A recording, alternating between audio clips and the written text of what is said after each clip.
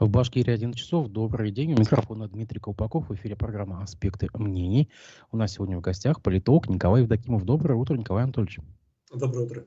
И хоть несмотря на то, что за окном идет проливной дождь, мы сегодня в теплой компании тесной обсудим нашу новостную повестку. Вопросы, комментарии можете писать в чате трансляции. Призываю ставить лайки. Лайки — это топливо YouTube.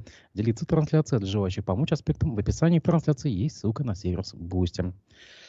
Не могу не начать с такой резонансной темы. Это генерал Гурлев. Я напомню, что не поддерживающая президента Владимира Путина часть российского населения должна быть изолирована или уничтожена.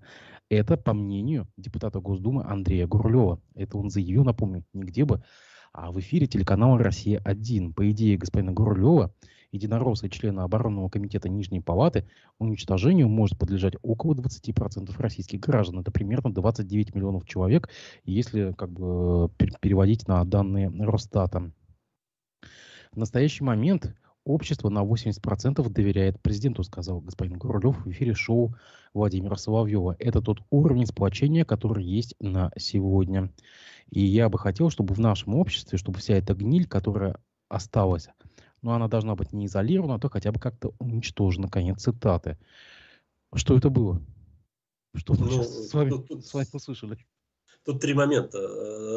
Во-первых, депутат Гурлев совершенно очевидно просто не умеет формулировать мысли и четко не понимает, что он говорит, потому что не вполне дает себе отчет в том, что он говорит. И попытка извиниться или как-то оправдать свои слова, сказанные в эфире, да, его же потом через несколько дней попросили уточнить, и он начал говорить о том, что я имел в виду не просто тех, кто противники Путина, а тех, кто за скорейшее окончание СВО, специальной военной операции. То есть, по сути, одно и то же, повторил тот же самый тезис. Я уже говорил, и, к сожалению, все больше и больше убеждаюсь, что одна из главных проблем российской политической элиты вообще, да, то есть те, кто занимает высшие должности в системе государственной власти, в том числе депутаты Государственной Думы, они ведь у нас приравнены к министрам, по сути, по федеральному законодательству. Так вот, одна из главных проблем — это колоссальная интеллектуальная деградация политической элиты, потому что вот такие вот вещи, они, к сожалению, происходят с завидной регулярностью, что называется, да, или точнее говоря, наоборот, с незавидной регулярностью. А другой момент связан с тем, что Гурлев, он просто оседлал, что называется, свою повестку, он уже достаточно давно поймал волну, чувствует себя звездой телеэкранов, да, особенно после начала спецоперации, но при этом человек ни по каким параметрам к подобного рода публичным выступлениям не подготовлен, то есть он совершенно очевидно не публичный политик, он не умеет четко донести свою позицию, в высказываниях неосторожен, но в то же время вот тот посыл, который связан с борьбой с внутренними врагами, да, так называемыми, да, хотя непонятно, можно ли считать любых тех, кто не согласен с действиями власти, врагами, хотя очевидно, что нет, да, то есть тут все предельно ясно.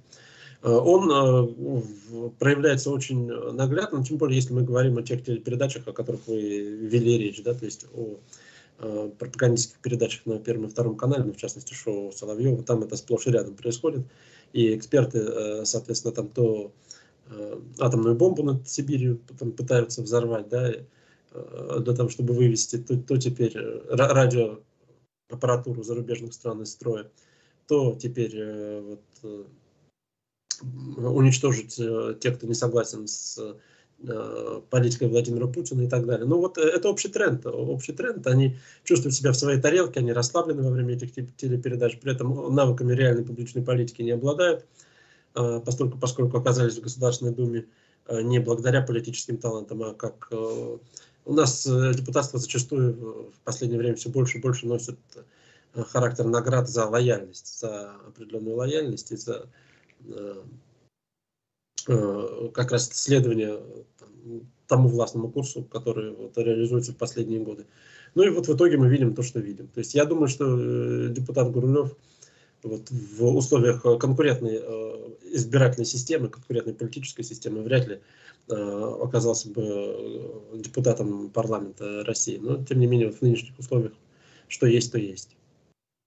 Я просто дополню, да, действительно открыл, допустим, газета РУ разъясняет слова депутата.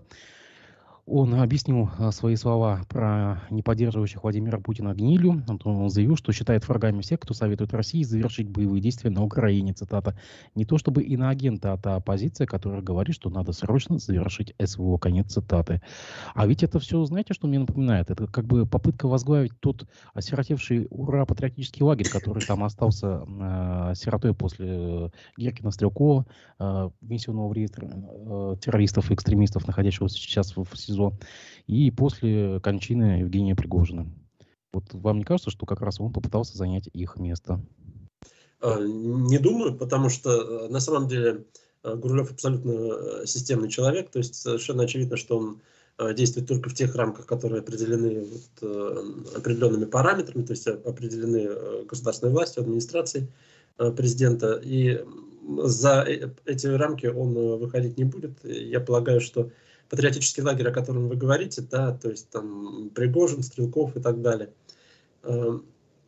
он вызывает не больше, точнее говоря, не меньше проблем, чем как раз-таки противники проведения спецоперации, поскольку своим радикализмом и своим порой подобного рода высказываниями они вряд ли способствуют росту авторитета власти на самом деле. Поэтому и преследование Стрелкова, скажем, то же самое, да, как раз-таки свидетельствует о том, что этот лагерь, это вот направление такое ультрапатриотическое, да, радикальное, можно сказать, в этом направлении, оно вызывает озабоченность власти, поэтому я не думаю, что Гурулев, во-первых, не думаю, что он готов его возглавить, а во-вторых, я не думаю, что у Гурулева есть для этого какие-то возможности, потому что и Стрелков, и Пригожин все-таки были, что называется,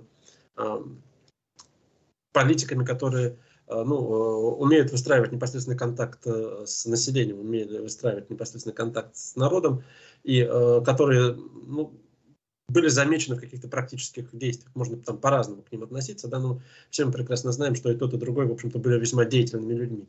Гурулев же политик абсолютно кабинетный, и никаких шансов и перспектив возглавить это направление у него нет, то есть просто потому, что там нет поддержки. А мы как-то с вами летом говорили о том, кто бы мог бы занять место Гиркина-Стрелкова, допустим. Ну, по-моему, там на радарах за прошедшие 3 месяца никто не возник. Ну, сейчас я не вижу таких людей. Да, наверняка кто-то из так называемых военкоров может себя рассматривать в качестве таковых, да, но все-таки это очень узкий сегмент. Очень узкий сегмент, и пока я на самом деле не вижу людей, которые могли бы прийти на место Гиркина, в первую очередь, да. Пригожин — это все-таки особый разговор, потому что он обладал совершенно другими ресурсами, прежде всего организационными и финансовыми, в отличие от Стрелкова, у которого этих ресурсов не было, но была узнаваемость в части участия общества, да, которое прежде всего интересуется этой темой, которое погружено в эту тему. Хотя надо сказать, что если проводить соцопрос сейчас, то я думаю, что и сейчас даже узнаваемость Стрелкова будет относительно невысокой. Я не думаю, что больше 5-7% населения слышало о том, кто это такой. Да, не успел раскрутиться, наверное. Мы, может быть, об этом даже говорим. Что просто он на взлете своей карьеры, можно сказать, такой блогерской был. Ну, видите ли, у нас публичные политики — это те политики, которых показывают по телевизору для большинства населения. Гиркин по телевидению практически не выступал. И, соответственно, известности в качестве телевизионного эксперта, да, или в качестве политика, который регулярно мелькает на телевизионных экранах, у него нет, а в понимании огромного числа людей, раз этой известности нет, то, соответственно, никаким лидером общественного мнения, авторитетом он не является. За исключением, еще раз повторю, того сегмента, общества, который, безусловно, его знало и который на него ориентировалось, но это все-таки относительно небольшая часть общества. А между тем пропагандист Владимир Соловьев принес на этой неделе извинения Министерству иностранных дел России и его официальному представителю Марии Захаровой за высказывание востоковеда Евгения Сатановского в эфире YouTube-канала одного из израильских политологов, назвав их абсолютно несправедливыми по содержанию и недопустимыми по форме. Многие, я напомню, что господин Сатановский допустил действительно оскорбительное высказывание по отношению к госпоже Захаровой, назвав ее сильно пьющей женщиной.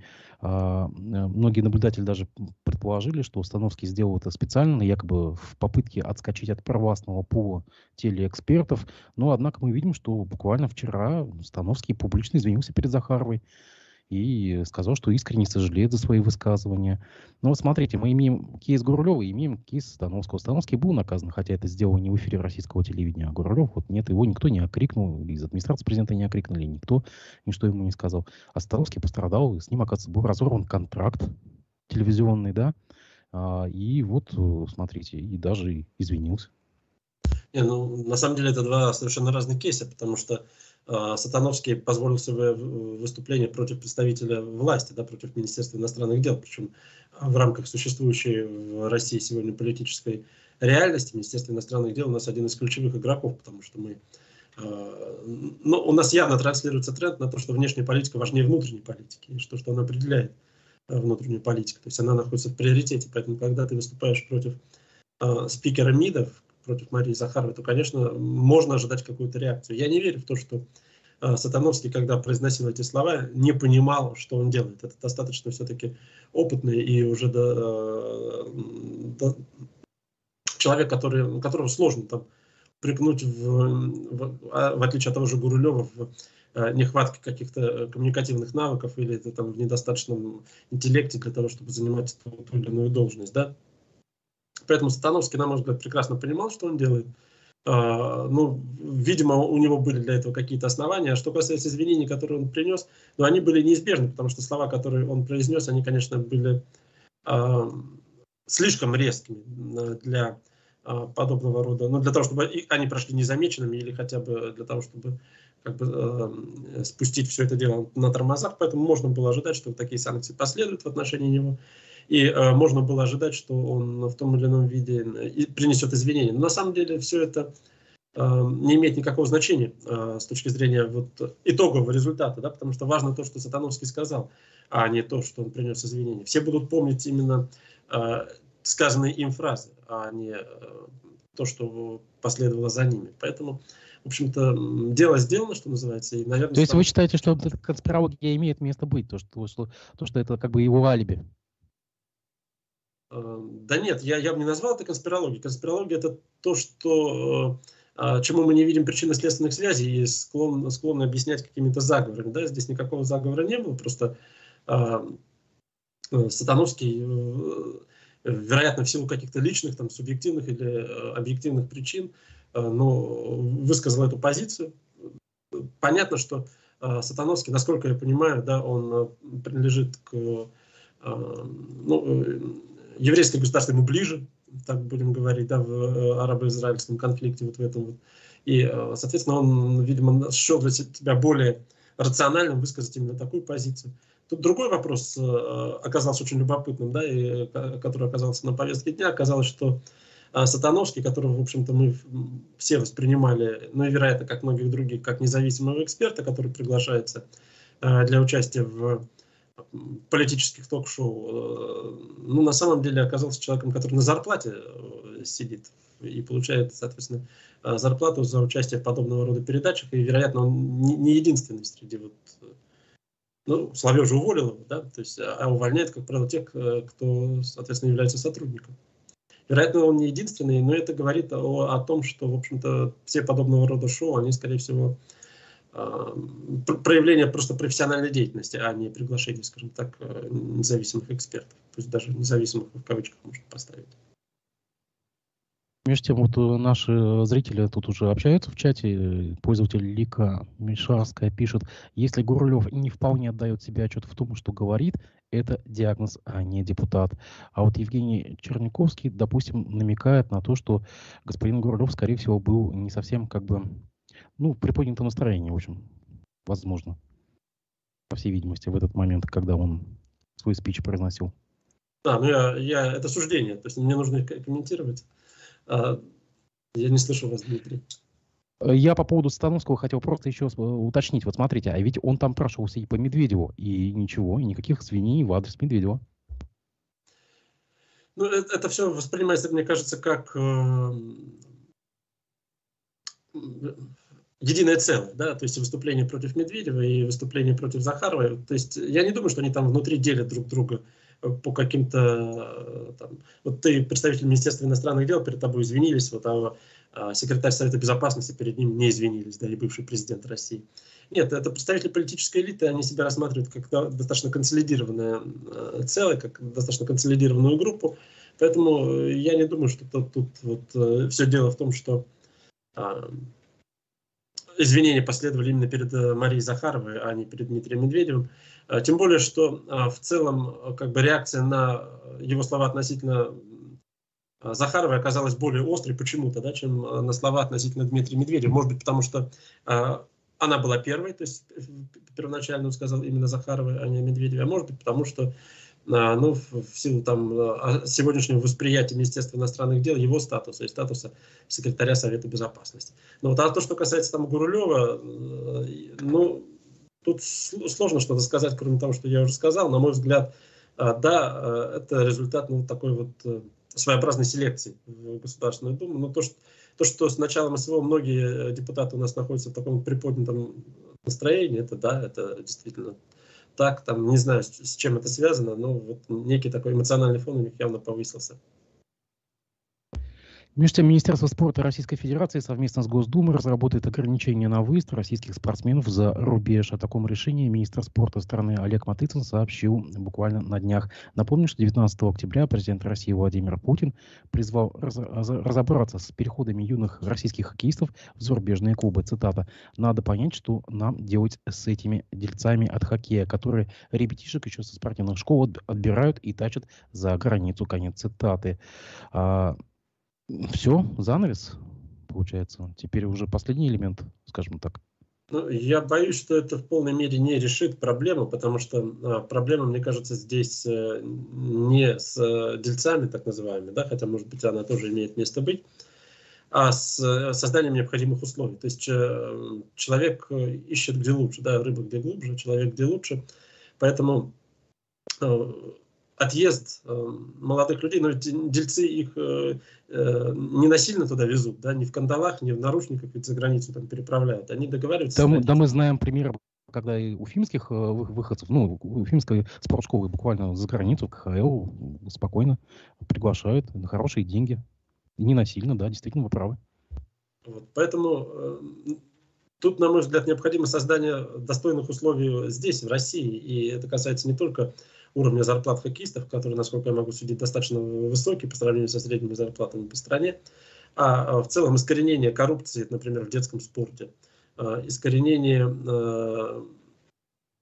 негативных моментов, которые связаны со спортивной деятельностью, да, с осуществлением спортивной деятельности, создание равных условий для всех, ну и целый ряд других моментов. То есть люди должны стремиться здесь оставаться, да, а попытаться возвести эти искусственные препоны, я боюсь, что здесь просто начнется все как в Советском Союзе, то есть ну, они просто начнут бежать, тем более, что сейчас возможностей для этого больше, чем в СССР, потому как не все страны все-таки закрыты, и если человек по-настоящему принял решение там, уехать в Северную Америку, он все равно этого добьется. Поэтому, на мой взгляд, это не решение проблемы.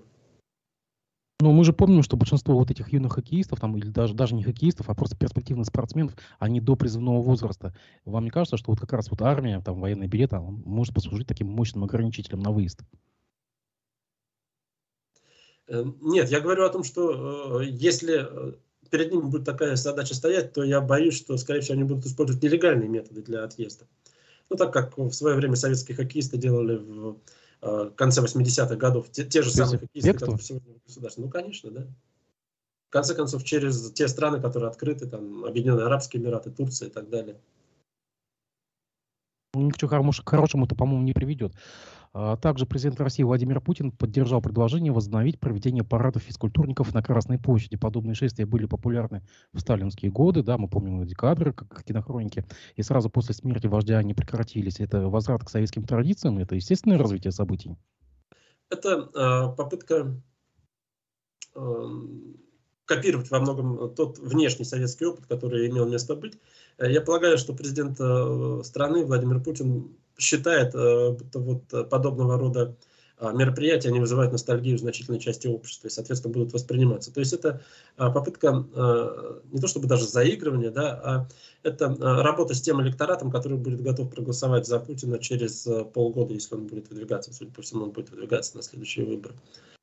Поэтому, в общем-то, это логическое развитие событий. Мы видим, что апелляция к советскому опыту, самому разнообразному, она идет уже на протяжении достаточно длительного времени. Ну и вот в 2023 году мы наконец дошли до той ситуации, когда теперь и парады физкультурников на Красной площади будут проводить. Поэтому это не более чем попытка копирования СССР и воссоздания того внешнего образа, который нравится части людей. Причем большинство из этих людей, в общем-то, все это не застало, потому что понятно, что это 30-е годы. У нас практически нет людей, которые помнят 30-е годы.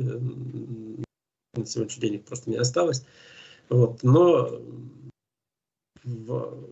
власть полагает, что в общественном сознании вот эта память жива. Я сомневаюсь, что это так на самом деле, да, и полагаю, что постепенно эта практика она отомрет или, может быть, даже не будет получать широкое распространение, но тем не менее, я не вижу здесь ничего, честно говоря, такого вот прям страшного, да, в парадах физкультурников, но, на мой взгляд, это все-таки не спортивные события, а чисто политико-идеологическое. Ну, кстати, до этого видели очень много таких примеров. Вот я просто так навскидку сейчас вспоминаю, там, возвращение норм ГТО, или возвращение ДОСААФа его исторического названия, или там вот это псевдопионерия, там, допустим. То есть он идет прямо по списку вот такой вот советской атрибутики, такой вот, ну, внешних признаков. Это может быть что-то внутреннее из глубин его души, а не, как бы вот, как вы говорите, общественно-политические факторы. Может, человек просто ностальгирует? Ну, тут два момента. Субъективный фактор, наверное, не будем исключать, да, но, тем не менее, я думаю, что общественный запрос, участие общества, да, когда мы говорим общественный запрос, не значит большинство общества, но некоторая часть общества, она, безусловно, рада возвращению вот этих вот практик. Я думаю, что Путин улавливает вот эти вот настроения и играет на них, и использует их, в том числе для продолжения и развития своей политической карьеры. Что касается того, является ли это его собственным субъективным восприятием и желанием, ну, может быть, да. Но я все-таки склоняюсь к тому, что Владимир Путин, даже учитывая его авторитет, вес и роль внутри политической системы, ну, не является тем субъектом, который принимает все решения в одностороннем порядке. То есть это не тот случай, когда вот все то, что глава государства сказал, там по щелчку пальца там исполняется или не исполняется. И даже если мы возьмем вот ГТО, да, и некоторые другие практики, которые вы назвали, или пионеры, мы же видим, что не все из них работают, да, многие из них просто формально существуют. То есть та же самая ГТО, например, она де-факто ведь так и не оказалась запущена, по крайней мере в том объеме, в котором это было в советском обществе. Поэтому для российского политического режима в целом характерно на сегодняшний день именно вот такое копирование советских практик.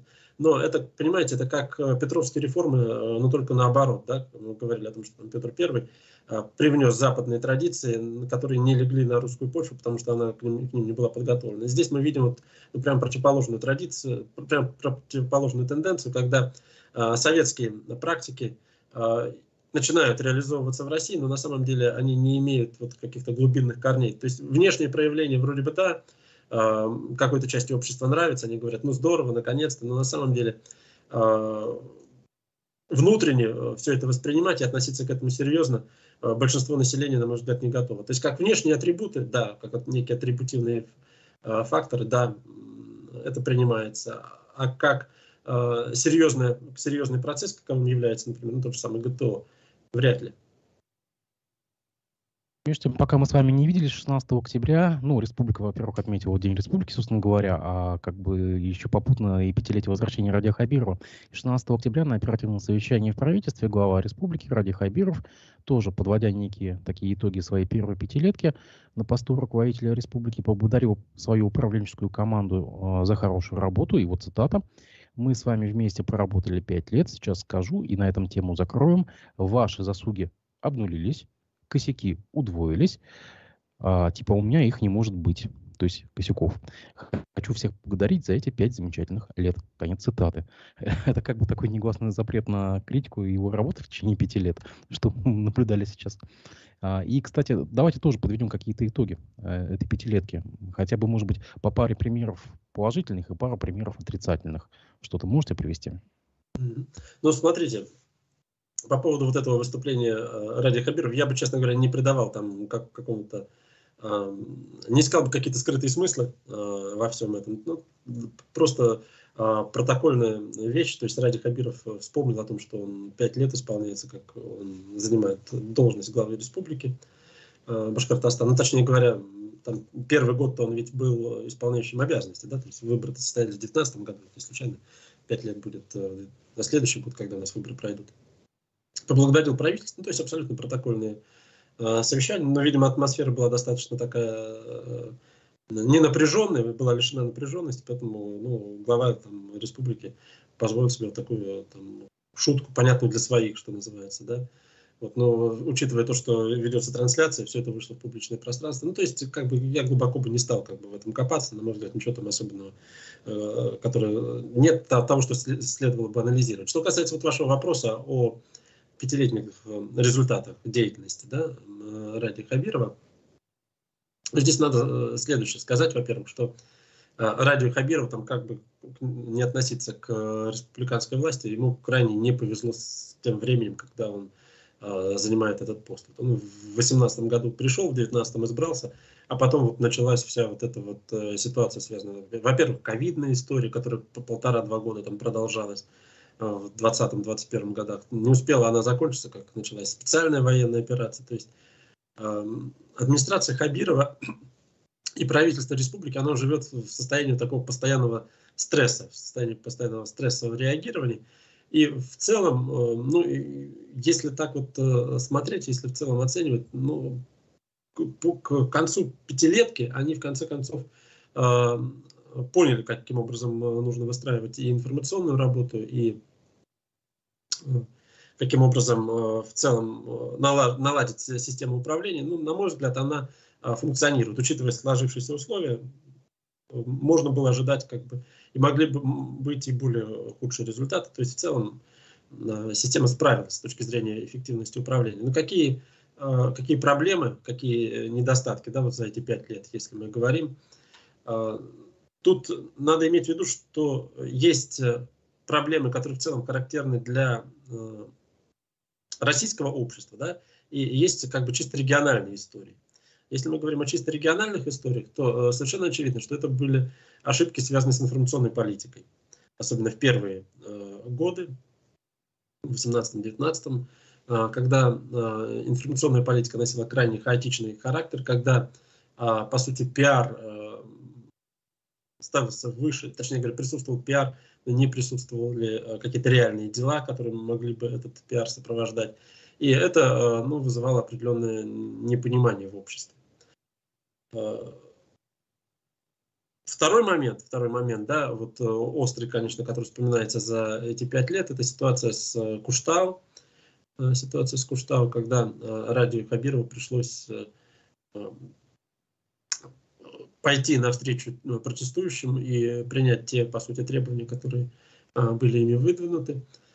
Вот, но какой-то у нас 20-й год был, да, по-моему. 20-й год. Но в целом, вот в дальнейшем, после 2020 года, и особенно с началом СВО, внутриполитическая повестка, она как-то ушла на второй план. Но я это связываю все-таки с общефедеральными, с общероссийскими тенденциями и с зачисткой политического поля, что называется. Да, поэтому сейчас говорить о каких-то внутриполитических сложностях, на мой взгляд, не приходится. А что касается достижений, то, в общем-то, я уже сказал, главное достижение состоит в том, что система управления, она, в общем-то, адаптировалась к тем новым вызовам и к той новой ситуации, которая сложилась в стране, и которая не она, то есть не региональная система это управления, точно создала. Поэтому в целом можно говорить о том, что социальная и экономическая стабильность в республике достигнута. Ну, конечно, локальные какие-то кейсы довольно неприятные, они периодически возникают, но это было всегда и всегда будет. Обращать на себя внимание то, что он благодарил управленческую команду за эти 5 лет, но мы же прекрасно помним, что люди, которые пришли с ним 5 лет назад, и те, которые сейчас, ну, по сути, в большинстве, это уже совсем другие люди. Уже многие управленцы за эти 5 лет немножко так отошли в тень, или вообще просто покинули Башкирию, а некоторые сейчас и под следствием находятся, как бы, как это можно прокомментировать? Нет, не уберег. Нет, я немножечко не соглашусь, потому что, ну, конечно, какая-то часть людей ушла, да, но это естественный процесс. это естественный процесс, но вот определенные члены команды Хабирова, которые некогда с ним приходили, они, в общем-то, так и остались. Например, премьер-министр Назаров, как пришел, по сути, вместе с Радием Хабировым 5 лет и продолжает занимать должность главы правительства. Та же самая Прочаковская, вот, тот же самый Ахмадинуров, хотя его статус, может быть, несколько изменился в новом составе правительства и так далее. То есть я не совсем согласен с тем, что вот как бы ситуация кардинальным образом изменилась. Да, там ряд людей ушли, конечно, сразу вспоминается Мурзагулов в связи с этим, да. Вот, но... Признан иностранным агентом. Совершенно верно, да. Но в целом я бы не сказал, что команда изменилась вот кардинальным образом, там, на 100% или даже более чем наполовину. Думаю, что нет. Между тем, президент России Владимир Путин подписал указ, освобождающий Юрия Серышева от должности начальника ФСБ по Республике Башкортостан, сообщает издание САПКОР-02. Издание уточняет, что это одна из самых громких отставок, которая скажется на политической повестке Башкирии, так как именно генерал-лейтенант ФСБ считается инициатором многих скандальных уголовных дел против высшего руководства республики. Так вот приводится в пример тут и уголовные дела в отношении заместителя прокурора Башкирии Олега Горбунова, экс-вице-премьера Евгения Гурьева, министра строительства Рамзиля Кучербаева, министра ЖКХ Бориса Беляева, нескольких глав районных администраций и ключевых сотрудников Башкирского Белого дома, уточняет САПКОР-02. Также они пишут, что 5-летний контракт у господина Серышева истек еще в прошлом году, но он остался в Башкирии на год. Завершается, по всей видимости, ротация силового блока. Это последний силовик, который не был ротирован в республике. Так или иначе, все. Эпоха борьбы с чиновниками закончилась, как думаете? Да нет, я, честно говоря, рассматриваю вот это вот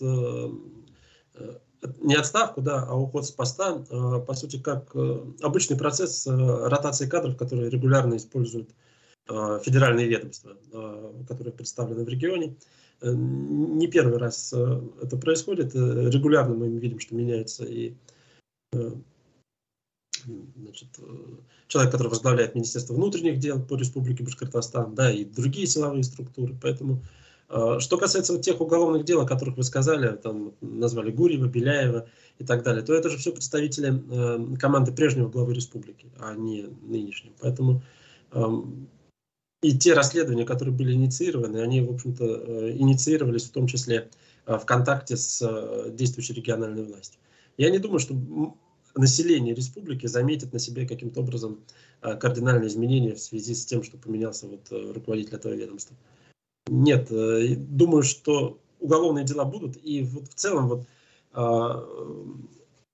речь не идет о том, что борьба с чиновничеством прекращена, да, или борьба с коррупцией, потому что те расследования, о которых шла речь, которые вы упоминали, они, в общем-то, происходили уже после смены региональной политической элиты. Поэтому в случае, если произойдет, или точнее, когда произойдет смена нынешней политической элиты, мы, скорее всего, с теми же самыми расследованиями можем столкнуться. Да и сейчас они, в общем-то, время от времени происходят на муниципальном уровне, да и на региональном. Другое дело, что, понимаете, любое расследование, вот вы их назвали громкими, да, любое расследование, оно определяется, его статус во многом определяется тем, какое общественное внимание к нему приковано. Вот если говорить об общественном внимании, к каким из уголовных дел в Республике Башкортостан в последнее время было приковано общественное внимание? Ну, я таких дел на самом деле не назову, потому что в общественном сознании это все достаточно рутинные процедуры, на мой взгляд. То есть и уголовные дела в отношении Гурьева, и в отношении Беляева. Опять же, какого-то особого внимания со стороны рядовых граждан, со стороны, даже активной общественности они не вызвали. Да, отметили, что есть очередное там уголовное дело. Это вполне рутинный и обычный процесс, поэтому далеко идущих выводов, на мой взгляд, тоже делать не стоит. Обычная кадровая политика, смена одного руководителя другим. Наш коллега Разиф Абдуллин просит прокомментировать новость, которая прямо сейчас поступает. Владимир Путин наградил вице-премьера Азамата Абдрахманова орденом Дружбы. О чем это говорит? Это говорит только о том, что Азамат Абдрахманов награжден орденом Дружбы. Но здесь надо понимать, что Абдрахманов ведь курировал определенную сферу, да, в Республике Башкортостан и отвечал, в частности, за взаимодействие с новыми регионами, так называемыми.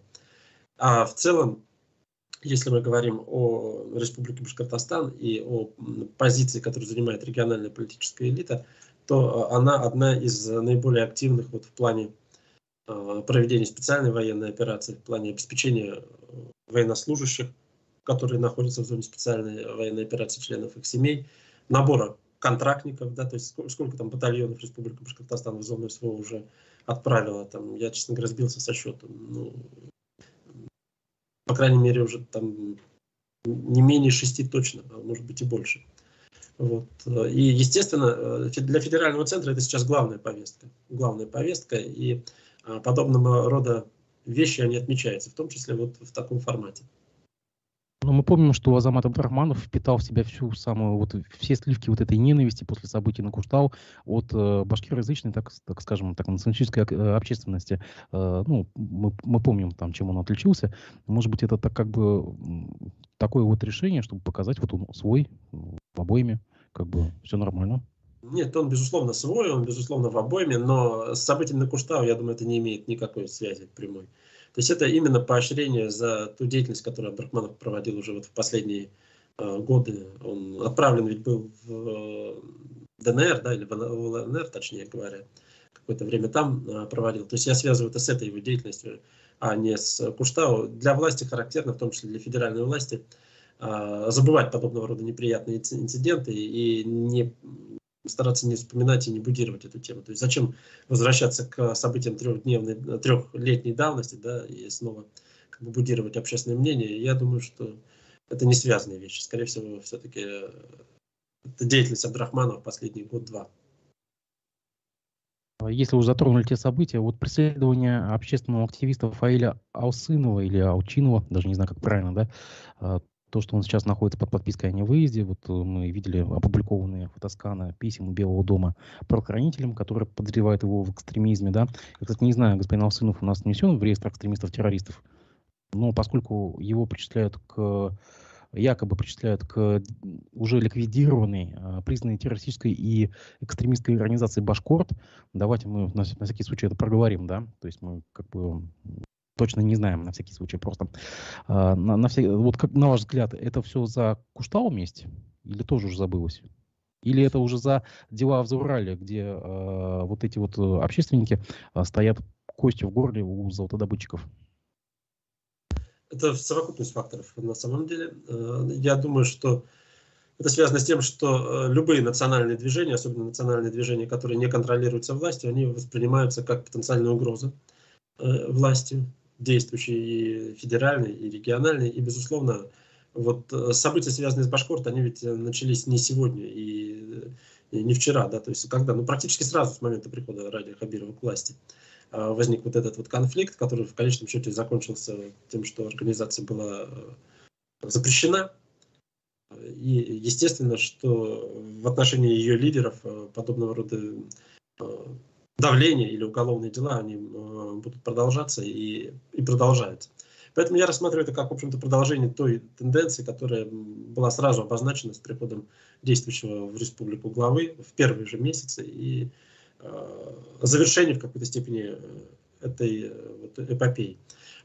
Дело в том, что действительно национальные движения, я еще раз повторю, национальные движения, которые властью не контролируются, они воспринимаются как потенциальная угроза, но и федеральные в том числе. Мы вспомним, что Путин неоднократно говорил об угрозах там, сепаратизма, о том, что необходимо пресекать любые подобного рода попытки. Поэтому я это расцениваю как общефедеральный тренд и думаю, что подобного рода давление оно будет продолжаться. Но с другой стороны, то, что Алчинов находится под подпиской о невыезде, а не арестован, да, и не находится в СИЗО, например, даже у него нет пока судебного решения, говорит, что вряд ли он там внесен в список экстремистов и террористов. Я, честно говоря, тоже не помню точно.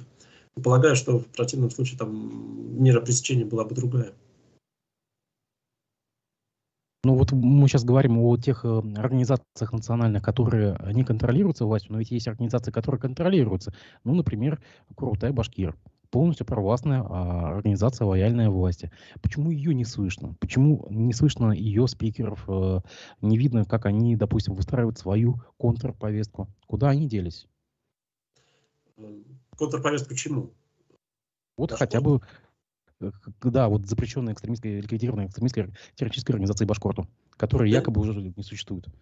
да нет, ну, существует, не существует, тут, конечно, вопрос юридический, да, то есть понятно, что организация может юридически не существовать, а по факту как бы как нелегально, да, или как некое неофициально, официально не зарегистрированное сообщество граждан может иметь место. Что касается официальных спикеров, ну, они есть, они никуда не делись, тот же самый Курултай, он продолжает существовать. Другое дело, что их голоса, они воспринимаются и оцениваются именно сквозь призму действующей власти. То есть вот эти вот институты, которые создавались на протяжении достаточно длительного времени, я имею в виду институты гражданского общества, которые де-факто являлись органами государственной власти, такие, ну, как Курултай, Башкир, например, такие, как Общественная палата, например, да, и так далее. Население и, соответственно, ну и мы где-то, да, в том числе, скажем, эксперты просто начинают рассматривать и оценивать их, соответственно, как представителей власти. И, соответственно, не делят их, не отделяют их от представителей правящей элиты, расценивая их действия соответствующим образом. Поэтому я не думаю, что они вообще не слышны. Они слышны, просто они не воспринимаются и неотличимы от голосов других представителей власти. Вот с этим и связано. В прошлый раз мы с вами обсуждали учебник Мединского Таркунова, где вызвал как бы такой переполох абзац про репрессированные народы, то, что потом впоследствии Чечне потребовали переписать. И вот сейчас действительно мы видим новость, буквально Минпросвещение отправила Конгрессу карачаевских народов переписанные абзацы на утверждение учебника по истории 5-10 класса, касающийся сталинских депортаций. Теперь в нем не упоминаются конкретные народы. Отмечается, что справедливость была постепенно восстановлена в 1957 в 2014 годах. Вот мы видим с вами буквально, что по требованию как бы какой-то части гражданского общества переписываются даже целые учебники. Кто, кстати, вот эта шутка, то, что там переписывают историю, вот она буквально вот воплощается на глазах. Но мы видим более свежий кейс. Центробанк остановил печать тысячной новой банкноты из-за того, что за это патриотическая общественность возмутилась отсутствием креста на бывшей церкви в составе вот этого ансамбля, кремлевского ансамбля в Казани. То есть все-таки у кого-то есть субъектность в этой стране, кто-то вот из общественности может поднять голос и остановить такие процессы, печать банкнот, учебников. Все-таки у кого-то есть силы. Я бы не сказал, к сожалению, что это голос общественности. Потому что подобного рода вещи, они были замечены представителями органов государственной власти, региональных. Скорее, мы можем говорить о субъектности, определенной субъектности региональной политической элиты. Если мы говорим о Северном Кавказе, то это, конечно, субъектность прежде всего Чечни, руководство Чечни. Именно оно одно из первых обратило внимание вот на этот абзац в учебнике Мединского, о котором идет речь. Да, там именно... Я не помню, по-моему, чеченский парламент поднял этот вопрос, да, глава парламента Чечни. Вот у них совершенно очевидно там есть субъектность, да, и мы видим это и по Кадырову, и по в целом по поведению представителей чеченской политической элиты. То же самое можно сказать и о Татарстане. Я не думаю, что это инициировано общественностью. К сожалению, хотя было бы неплохо, если бы общественность действительно имела подобного рода вес. Скорее, это влияние региональных политических элит. А российская власть, федеральная власть сегодня понимает, что национальный вопрос очень тонкий. И здесь продвигать какую-то определенную идеологическую линию, да, то есть, которая противоречит интересам тех или иных крупных этнических групп, особенно, например, на Северном Кавказе или касательно Татарстана и Поволжья, это весьма чревато обострением межнациональных отношений. Поэтому и были приняты такие решения. Другое дело, что мы видим, что получается из ситуации, когда ты пишешь откровенный идеологический учебник, в котором идеологические факты они ставятся во главу угла. Да, идеологическая интерпретация, точнее говоря, тех или иных исторических фактов. В итоге тебе приходится переписывать его тогда, когда кто-то из субъектов вдруг оказывается недовольным тем или иным положением, тем или иным абзацем. Причем речь идет о действительно конкретном абзаце в учебнике, всего лишь одном абзаце. Вот. То же самое можно сказать и относительно банкноты. То есть, с одной стороны, да, это влияние региональных элит, которые оказались недовольны вот конкретным сложившимся там кейсом. А с другой стороны, это говорит о непродуманности, невнимательности разработчиков в данном случае или учебника, или дизайнеров, соответственно, банкнот, которая была принята. Но ведь в случае с банкнотой это как раз Z-блогеры расшевелили вот эту ситуацию, обратили внимание, потом православные активисты подтянулись, и вот это оттуда же пошла волна. Ну, я думаю, что, понимаете, власть ведь учитывает эти позиции, да, и она сама в какой-то степени инициировала активность вот этой части населения, и Z-блогеров, и православных активистов, и особенно учитывая роль православной церкви, да, в сегодняшней российской политической системе, на которую система во многом опирается. Поэтому я бы в данном случае их не рассматривал исключительно как проявление там, гражданской инициативы или гражданского самосознания. Тут совокупность факторов. И в национальном вопросе, еще раз повторю, власть, безусловно, старается не идти на какое-то обострение, то есть дует на воду, то есть если есть возможность избежать там, какого-то конфликта, то она старается его избежать. Другое дело, что, ну, еще раз повторю, при принятии таких решений, то есть надо ставить вопрос о том, почему вообще этот абзац был написан в таком виде, в котором он был написан, если мы говорим об учебнике Мединского, если мы о нем ведем речь, и о том, почему вот была принята, когда принимали дизайн банкноты, вот этой вот новой, на 1000 рублей, да, получается, ну, продумали ли этот момент, почему не продумали этот момент, почему не обратили внимания. То есть вот это вопрос о профессионализме вот, в плане принятия политических решений, а это решение, безусловно, политическое. То есть когда вы на банкноте там изображаете какие-то символы, это политическое решение, конечно. Николай Анатольевич, а на ваш взгляд, уместно ли нахождение на банкноте религиозных символов, ну, даже хотя бы которые уже получили статус просто музейных каких-то объектов ЮНЕСКО?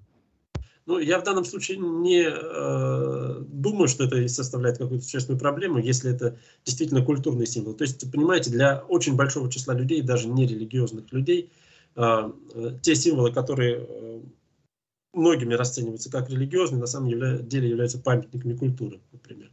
Ну, скажем, собор Василия Блаженного, это памятник культуры или религиозный символ в Москве. Ну, очевидно, что это символ города, но, на мой взгляд, все-таки в значительной степени культурный символ, а не религиозный. То же самое касается Казанского Кремля там, и так далее. На ваш взгляд, чем можно объяснить попадание на банкноту исторического здания, это этнографического музея, который вот Уфимский, прямо рядом там же, по соседству с Кремлем? У нас у нас же есть другие знаковые объекты, допустим. Если бы была ваша воля, какой бы вы из этих объектов поместили туда, на банкноту? Ну, вы знаете, если мы посмотрим на подобного рода размещение на банкнотах тех или иных символов, мы увидим, что не во всяком регионе, или точнее говоря, даже не во всех регионах самые узнаваемые символы на банкноту попадают. Да? Ну, вот если мы говорим о Республике Башкортостан, то, наверное, самый узнаваемый символ – это памятник Салавату Юлаеву. Тот монумент – это Васильева, который находится у нас на горе при въезде в город. Но, однако, тут же есть идеологический момент определенный. Да? Все-таки Салават Юлаев – это борец с режимом. То есть это та фигура, которая была выдвинута в советский период, когда, собственно, любые выступления против феодальной власти, против власти императорской, они воспринимались позитивно. То есть сегодня, мне кажется, ну, понятно, что как символ он сохраняется, но его героизация уже не является приоритетом для государства. Какие еще символы мы могли бы иметь в виду в Республике Башкортостан, вот, когда мы говорим об архитектурных сооружениях? Мечеть Ляля-Тюльпан, например, да, ну, может быть, но она все-таки, во-первых, это, опять же, религиозный символ, который пока не стал культурным, кроме того, достаточно молодой. Музей вот, археологии и этнографии – это старинный особняк, памятник архитектуры, поэтому, в общем-то, я ничего против не имею. Я считаю, что это достойный выбор. Другое дело, что таких зданий, наверное, таких вариантов можно было предложить несколько у нас в Республике Башкортостан, но, тем не менее, это далеко не худший вариант, на мой взгляд. На этой неделе надел небольшой шум пост члена СПЧ Элизы Муалимшиной. Она, напомню, волонтер общественной организации, которая занимается тем, что кормит бездомных. Я приведу просто небольшую цитату из поста. Социальный портрет тех, кто приходит на бесплатные ужины, это женщины-пенсионерки с пенсией в 11-13 тысяч рублей, отдающие за коммунальные услуги по 6,5-7 тысяч рублей. И бездомные мужчины средних лет, проживающие в работных домах или хостелах. Их там не кормят, они просто работают за крышу над головой. Это немножко коррелируется с новостью, то, что Башкирия оказалась на 48-й строчке рейтинга регионов России по средним доходам населения, составленным РИА рейтинг по итогам второго квартала текущего года. По данным агентства, в апреле-июне этого года средний доход жителей Башкирии составил 36,2 тысячи рублей. Мы буквально с десяток пунктов в этом рейтинге за последние 5 лет мы потеряли. Тоже как бы, можно ли это, вот мы с вами выше обсуждали немножко пятилетку Радия Хабирова, можно это туда отнести? Или это общий тренд такой на обеднение, обнищание нашего населения? Тут надо смотреть несколько моментов. Да? Ну, во-первых, сам по себе рейтинг, конечно, и позиция, которую Башкортостан в нем занимает, он заслуживает анализа. И почему так происходит? Я не экономист, соответственно, пусть экономисты, там же речь идет об среднем уровне жизни, насколько я понимаю, да? То есть даже не средний уровень дохода, а именно по уровню жизни населения. Но я видел этот рейтинг, мне не совсем понятна методика его составления, то есть какие там позиции учитываются. То есть если просто уровень заработной платы, ну тогда это уровень заработной платы, тогда и надо было иметь в виду. Если это совокупность каких-то факторов, таких как безработица, например, да, средний уровень дохода, закредитованность и так далее, то это другой вопрос. То есть надо знать методику. То есть любой рейтинг, он основан на определенной методике. С другой стороны, смотрите, тут речь идет о том, что Республика Башкортостан регион с высокой долей сельского населения. Как бы там ни было, надо признать, что уровень жизни сельского населения, конечно, существенно ниже уровня жизни городского населения. И чем больше в структуре населения жителей села, тем ниже будут соответствующие показатели. Ну, просто потому что по всей стране сельские жители получают ниже, чем городские. То есть чем более регион урбанизирован, тем выше уровень жизни, это очевидно. Ну, то есть какие регионы у нас с самым высоким уровнем жизни? Москва и Санкт-Петербург. Да? Ну, плюс нефтяные регионы, которые, во-первых, там за счет нефтянки выходят на первые места. Ну и кроме того, они тоже достаточно урбанизированные. Там, может быть, нет больших городов, но и сельского населения практически тоже нет. Его очень мало. Поэтому вот эти факторы надо учитывать. Я не знаю, какова там была методика, но надо отнестись внимательно, посмотреть и разобраться, почему. Но в целом, конечно, это тенденция неприятная для республики. В прошлый раз мы с вами обсуждали перспективы выборов президента России, и был такой вброс, что якобы от либеральной общественности может быть выдвинут кандидат вроде Алексея Венедиктова, признанного иностранным агентом, что-то наподобие такого, да. Сейчас пошел новый вброс по телеграм-каналу, якобы будет сразу два таких либеральных кандидата для того, чтобы растащить вот эту вот либеральную аудиторию. В качестве таких приводятся как Григорий Явлинский и Борис Надеждин, выходец из Союза правых сил. На ваш взгляд, это действительно может быть так, что сразу двоих заявят, чтобы растащить вот эту вот либеральную аудиторию? Сложно сказать, да, насколько я понимаю, пока нет решения по этому вопросу в администрации президента России, но совершенно очевидно, что кандидат, который бы выступал так или иначе в том или ином виде против специальной военной операции, да, он необходим, потому что иначе избирательная кампания просто будет недостаточно конкурентной, и администрация понимает, что она будет и, соответственно, недостаточно легитимной с точки зрения общественности, потому что Путину конкурировать с Геннадием Зюгановым, там, если, судя по всему, он пойдет, да, или там со Слуцким, это как-то уже становится не очень серьезно. Мы видим, что даже на прошлых выборах 2018 года там была Ксения Собчак, которая должна была представляла вот этот вот спектр, там, условно говоря, то, что вы называете либеральный, да, специфический кандидат. Но, тем не менее, формально он присутствовал. Другое дело, что все-таки 2018 год – это совершенно другая ситуация. Там еще не то, что ковида или СВО, но даже еще пенсионную реформу не провели к тому моменту, поэтому, в общем, там было довольно стабильно. А здесь, понимаете, ситуация для власти неприятная в том плане, что не выдвигать такого кандидата, это значит делегитимировать выборы и делать выборы недостаточно легитимными, потому что не весь спектр мнений совершенно точно, получается, будет представлен. И то, что проходит на региональных выборах, да, когда мы регулярно подобного рода вещи видим, когда не представлен там тот или иной спектр, там не участвует Яблоко партии или не участвует там кто-то из либеральных кандидатов, если выдвигается в главы регионов, выборы главы регионов, то на федеральном уровне такое не пройдет. То есть здесь необходимо как-то этот вопрос решать. С другой стороны, выдвижение подобного рода кандидата, оно ведь приведет к очень неприятным для власти последствиям. Сколько бы он там ни набрал голосов, да, но он приведет к тому, что в общественной повестке, в информационной повестке федеральной, появится та точка зрения, которая уже, как минимум 2 года в ней не присутствует. То есть прямо противоположная вот позиции власти по поводу СВО. И готова ли власть к ней, готова ли власть к этому, непонятно. А если будет 2 кандидата, то, соответственно, объем этой повестки он в 2 раза увеличится, потому что они будут иметь в 2 раза больше эфирного времени. Поэтому я думаю, что, скорее всего, 2 кандидатов не будет, но один, вероятно, все-таки будет выдвинут. Николай Анатольевич, а что тогда власти опасаться? Ведь мы же видим, что вот буквально недавно генерал Гурулев, депутат Гурулев, он же оценил размер этой аудитории в 20% всего лишь. Если почти 80%, или я как сейчас читаю, по данным ВЦИОМ, по последним данным, Владимиру Путину доверяет 77,9% россиян. Ну вот свежие сводки ВЦИОМ, допустим. То есть генерал Гурулев уже сказал, что всего 20% несогласных.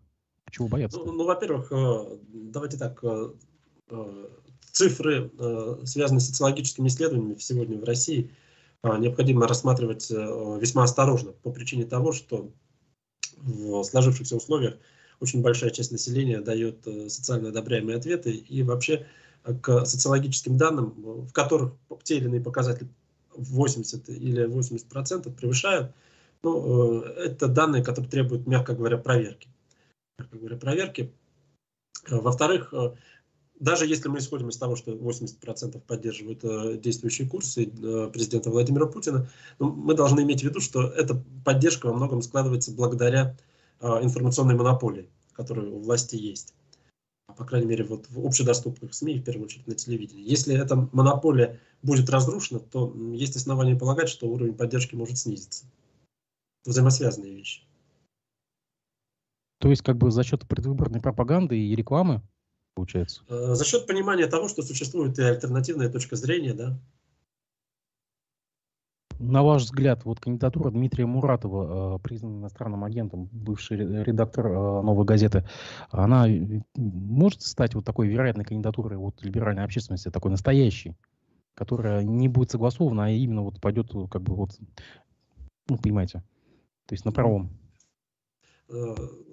Понимаете, когда мы говорим о конкретных кандидатурах, которые могут выдвинуты быть этим спектром политическим, да, то есть Явлинский, это Надеждин или Муратов, все это не имеет никакого существенного значения, потому что на самом деле имеет значение только то, что люди, которые выступают, вот те 20%, да, которых генерал Гурулев собирается изолировать или как-то уничтожить, как он говорит, да, они проголосуют в любом случае за этого кандидата, то есть за кандидата, который будет выступать против продолжения СВО и будет выступать против Владимира Путина. То есть электорат будет абсолютно консолидирован. Поэтому и рассматривается вот этот вот ход, да, связанный с выдвижением 2 кандидатур. Потому что, с одной стороны, я сказал, риски каковы, а с другой стороны, это действительно позволит разделить лагерь. По сути, давайте так говорить, люди, которые проголосуют за Явлинского, Надеждина или Муратова, это одни и те же люди, по большому счету. То есть кто бы из этих 3 кандидатов вами названных, или там их можно продолжить, да, еще каких-то людей, там,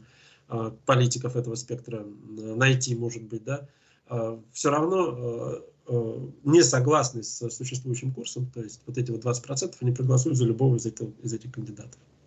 И в данном случае кандидат от, условно говоря, либеральный, хотя слово либеральный у нас потеряло свой изначальный смысл, потому что Явлинский не либерал, в том смысле этого слова, он скорее такой или социал-либерал, или социал-демократ такого западного толка. Раз уж как бы, вот, в общественный обиход вошло, да, то представители либерального крыла в данном случае, в обществе воспринимаются той частью, которая готова поддержать, абсолютно однозначно. То есть голосование будет не за кандидатуру, а за повестку в данном случае. Мне тут подсказывают, что, оказывается, признанный иностранным агентом Дмитрий Буратов уже публично отказался участвовать в президентских выборах. Ну, то есть на фамилию меньше. Ну, Явлинский с Надеждиным тоже пока не согласились. Надеждин, насколько я понимаю, в большей степени склонен к принятию этого решения. Явлинский несколько меньше. Но посмотрим. Будем наблюдать. Спасибо большое, что нашли время выйти в эфир. Я надеюсь, что мы в ближайшее будущее с вами увидимся. Всего доброго.